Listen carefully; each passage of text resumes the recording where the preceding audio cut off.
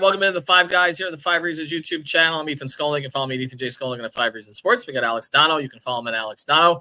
We are sponsored here by our friends over at Water Cleanup. Michael Robert and his team, based in Boca Raton, service the entire Tri-County area. You can find them at WCUFL.com. That's WCUFL.com. Water Cleanup of Florida. We always say if you got the schmutz, they got the guts. They do the annual inspection memberships, the mold remediation, the rebuild. They'll do everything. Get in there as soon as you see a leak, though. Home, place of business. Water Cleanup of Florida. Again, it's WCUFL.com. All right, the Miami Heat made their draft pick last night. I was actually the only Miami Heat reporter in New York, so I got a chance to talk to Kel'el. I was a little surprised about that, only because the arena was not available last night. They had some kind of a concert, so actually they did something at Dolphin Mall, and I was like, Dolphin Mall or just go to New York? So I went to New York. So I got a chance to talk to Ware on the side a little bit. First question I asked him was about his workout. How did it go? And he said it must have gone pretty well. He pointed at his hat. So I guess, Alex, what we'll start here is, this is a player who clearly has a skill set the Heat need. He has size. He has some athleticism. They've lacked that in the front court in recent years, other than Bam. And he also can shoot the ball. And he was kind of described as Adam Simon as a 3-and-D center. But there's been questions about the motor.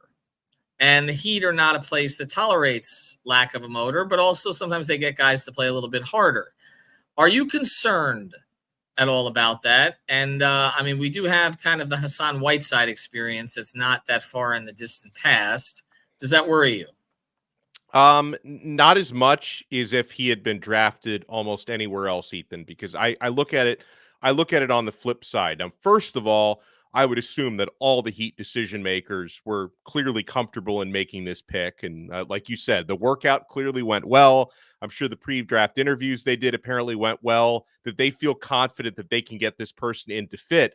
And if someone like Ware, who, you talk about questions about the motor.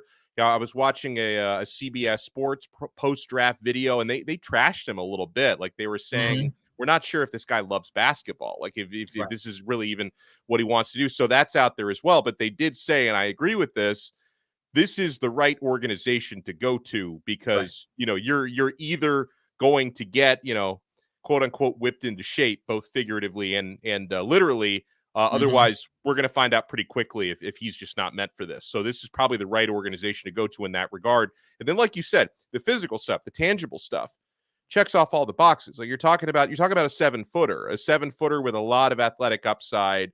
This is exactly physically the type of player the Heat needed to draft here. So I'm hoping that with this organization actually pulling the trigger and taking this guy 15th overall, they feel pretty comfortable that whatever questions there are about the motor or the love for basketball, that stuff can be worked through. Well, the last time I heard say something about a love of basketball was Anthony Edwards, who seems to actually have a love of basketball. So that was a big thing with him before the draft. I don't know about the love of basketball thing. I mean, some guys are grinders, some guys are not. Some guys, it just looks like it comes easier for them. I mean, I've covered some players. I didn't think Jamal Mashburn loved basketball. It seemed like he was preparing for his post-NBA career, but he still did a pretty good job during his NBA career. So that doesn't concern me that much. I mean, if there's an organization that knows they can handle it, it's them. I'm just curious about, and this comes in from Aaron Andrews. It's funny. Some Heat fans are hating on the pick before he even plays the game. Well, I'll say this. Heat fans hated the Hero pick. Heat fans hated the Bam pick. A lot of them did. A lot of Heat fans were skeptical of the Hawkins pick last year. So it seems that the less they like the pick, I am at a point now with them, okay? And there are things that we can quarrel with, certainly, okay, that the organization has done of late. But when it comes to draft choices, particularly in that portion of the draft, I'm going to give them the benefit of the doubt. They got Hero at 13. They got Bam at 14. They got Hawkins later than that. They got Jovic, who looks like a player. I'm gonna defer to them. I know people are gonna mention Precious and Maxey. I mean, you miss on one guy in that sort of 13 to 28 range over the past 5 picks. And honestly, Precious he's an NBA player at least. It's just that they, like a lot of other teams, missed on an all-star. I'm not gonna criticize their draft picks before I see them. I'm just not. That's where I'm at now. We can talk about asset management. We can talk about decisions to players to go trade for, contracts given out, like that stuff. Okay, there's some room there to discuss. The draft choices, I think they have done pretty well. I mean, I think you'd have to say A- in terms of the picks that they've actually made. I mean, they just extended a guy, Alex, for $166 million that they drafted 14th overall. So again, that was their last try to get a player like this. And IMAX comes in and says, that looking for Bam to move over. I mean, that has been, something even Haslam said, and something a lot of Heat fans have said. And I guess if you have a 3-man big rotation of, Bam, Jovic, and this kid, you've got a lot of skill. And then if you bring back Kevin Love, then you have another guy who's a veteran who you can use later on. So I'm fine with the pick. I didn't see anything there that was like, oh my God, they missed out on this guy. And again, remember last year it was all, well, they didn't take Whitmore. Well, Whitmore played pretty well the second half of the season, but Jaquez showed more over the course of the season. So I'm okay with it for right now. Well, and this was a weird draft because and obviously the Heat were picking in the middle of the round anyway, so it's not like, you necessarily thought you're going to be bringing in a franchise-changing player, but no one really seems to think that there were necessarily franchise-changing players in this draft. A lot of foreign players, a lot of Europeans that, not we don't know as much about necessarily. But no, I totally agree with what you said, that in this range of the draft, the Heat have typically done very well for about the past 10 years. I mean, this is where they usually nail it. Like they usually nail it, and players who come in usually end up buying in. And if you don't buy in, maybe he could be a trade chip for the future, right? And this is, man, I'm actually pretty excited, Ethan, heading into the second round tonight, because I want to see what happens with Bronny. Like, did the Lakers, do they get him at 55? Do they have to, make a move up to grab him? I know a lot of folks were surprised that Kyle Filipowski didn't get drafted last night in the first round, the big man out of Duke. So, yeah, I don't know. Maybe I'm almost as excited for night 2 as I was for night 1. Yeah, and I think the Heat have a chance to get a pretty good player here, actually, at 43. And, they may need him. Because I think if you look at where they're at, it does appear Highsmith's going to be back. Okay. But I don't think Caleb Martin's going to be back. So you've got a slot there. And they could make a consolidation trade, too. And if they do that, they're going to bring in fewer players than they have. They're going to bring in fewer players than they have going out. So there is a chance for a player in this range to play. I mean, look, the Heat have done so well with the undrafted guys. Second rounders, it's been a little while. Josh Richardson, there's some, typically they don't seem to prioritize the second round or keeping the second round picks because they assume they'll target a guy and that the agents want to send that player to Miami anyway, because they've done such a good job with undrafteds that they'll find a guy with a particular skill set and try to develop it. And so I'm at a point where, again, the back end of the roster, I'm pretty comfortable that they're going to find depth pieces, whether it's in the second round, undrafted, etc. They don't have a great reservoir right now in their G League team or in their. I don't think Cole Swider's really an NBA player. Alondas Williams has shown some things, but I'll get into this. Aaron Andrews, my hot take back at the Heat draft party in 2017 was who the bleep is Bam? We have Whiteside already. I can tell you on that night, Alex, somebody who works for the Heat came over to me and said, we just drafted the anti-Hassan. I said, but you have Hassan. They said, exactly. We just drafted the anti-Hassan.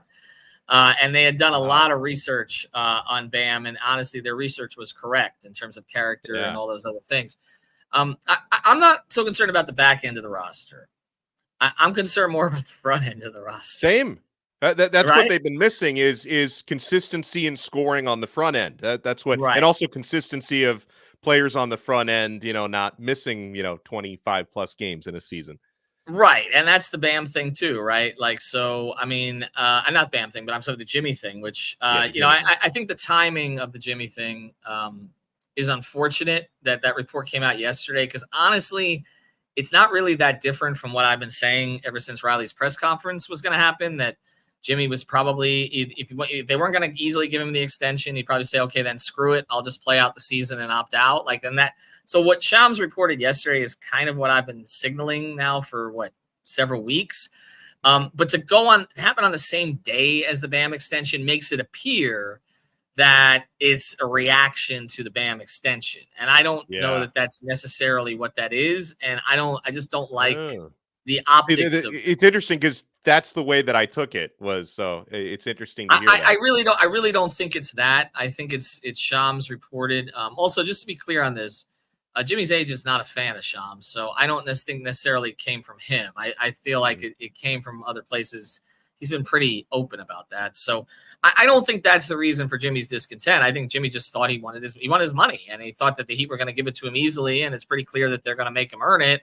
And he's kind of like, I've already earned it, so just give me my damn money. And I think that's where we're at. I don't think this is a Bam thing. And I think the Bam extension is the normal course of business that you would do anyway. I mean, he could make more money if he waited and got the All-NBA, but I mean, it makes sense for him to take the bird in the hand, and it makes sense for the Heat to lock him in. So we'll get to more of this in a second. I want to get your thoughts on a couple more things. Before we do, I want to talk about one of the great sponsors of the 5 Reasons Sports Network. If you haven't gotten a jersey from this place, you absolutely should. No Ware jersey yet, but you can get an old number 7. Dragic, not Lowry. Go ahead. Hey, it's Ethan Skolnick for the 5 Reasons Sports Network. We've got a great new sponsor that fits with us perfectly. It's called jerseys305.com. That's jerseys305.com. This is your home for dead stock and vintage jerseys from the Heat, Panthers, Dolphins, Marlins, and the other local teams. Their mission was born from a passion for wearing jerseys of the old styles and the past players. Jerseys 305 aims to make every fan stand out from the crowd with unique pieces that you don't commonly see anymore. Maybe 10, 15, 20 years ago, but not today. And Jerseys 305 was created by the fans, for the fans. They're diehards just like you. In fact, they're probably listening to this episode right now. So check them out, Jerseys 305, their partnership with 5 Reasons Sports, celebrating with a 10% discount on the next purchase using the code 5 at checkout. Unlock your exclusive savings on the entire vintage collection. I got a question. Jerseys 305. Well, because I watched a lot of draft coverage last night and this morning, and it seems like people are pretty 50-50 on whether it's Khalil or Kel'el. What's I don't know. I don't really? know. I guess okay. So we don't know. I really, you know what? We should check that. I'm not entirely sure. I think it is Kel'el, but I think I said Khalil last night, and that's why I stayed with I've heard it 50-50 on people saying Khalil and Kel'el. It's like a straight up 50-50 split. So I didn't know if you knew. As long as I know how to spell it, that's the important thing, especially with some former Heat players like the guy whose first name was Dwayne. It took me a little bit of a while to get the autocorrect to accept that. Alex, let's go here with this. I want to get off the Ware subject just a little bit, and we'll close with this.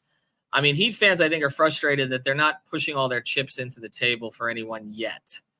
The Knicks have just spent a ton of money, on Anunoby, and then a ton of picks on Bridges. They got Anunoby, they got Bridges, they got Hart. It's like they're just like different levels of the same player, essentially. Are you concerned right now? Yes, and it's not necessarily for the reasons that you just talked about. Other Heat fans being concerned. I'm concerned with the whole big picture of the Jimmy thing because I love him as a player. I worry about him being in the back 9, and I worry about how many games he's going to play due to his health. I think this team has overall like a very nice nucleus and a good roster, and I'm a huge fan of Bam. I've become a huge fan of Jaime Jaquez.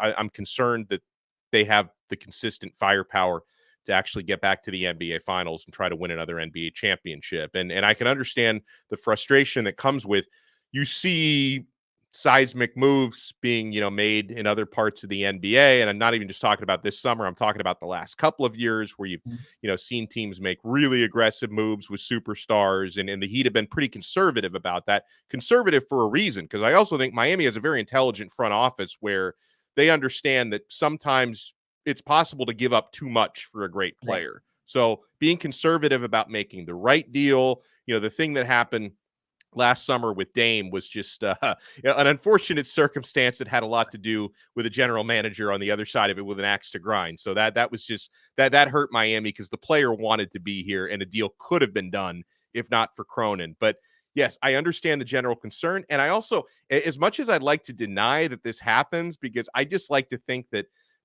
all this stuff happens independent of the other. I keep hearing big fans of other teams in town saying, well, now that the Panthers just won a championship, Right. this puts more pressure on the Dolphins. It puts more pressure on the Heat to win again. I'm a fan of every local team, Ethan. So I'm just trying to enjoy this Panthers championship. But, the morning after the Panthers title, I'm guest co-hosting the Joe Rose show, and half of the text messages we're getting on 560 are about how much pressure's on the Dolphins. I'm like, can we just enjoy a Stanley Cup? And I'm sure there's some of that coming from Heat fans as well, which only magnifies it. And yes, Riley is starting to get this reputation from parts of the fan base as now being a little bit too conservative at this point in his career. But I thought when your little spiel, before I started giving my little spiel here, when you use the word yet, that the Heat haven't, haven't made that big move yet, it makes me wonder if, hey, there's still plenty of time here to get something done. Yeah, there's a lot of time. I mean, this is early on. This was not a draft where the picks were going to be highly coveted. So I think that does push a lot of things into free agency and trade season. And I think that's where we'll see how they operate and whether they trade Hero, whether they can go get another star, whether they add more size. Although I think that, again, addressing size and athleticism with the same pick, to me, at least conceptually, we'll see if the player lives up to it. Conceptually, it makes sense. I'm okay with the idea. Now we'll see what kind of a player he is. He told me yesterday he's going to be all rookie. He said he was going to be an all-star. I'm like, first year? Okay. Very confident. So we'll see where that goes. All right, thanks to our sponsors, jerseys305.com, Water Cleanup of Florida. Always appreciate you guys. We'll be back next Tuesday.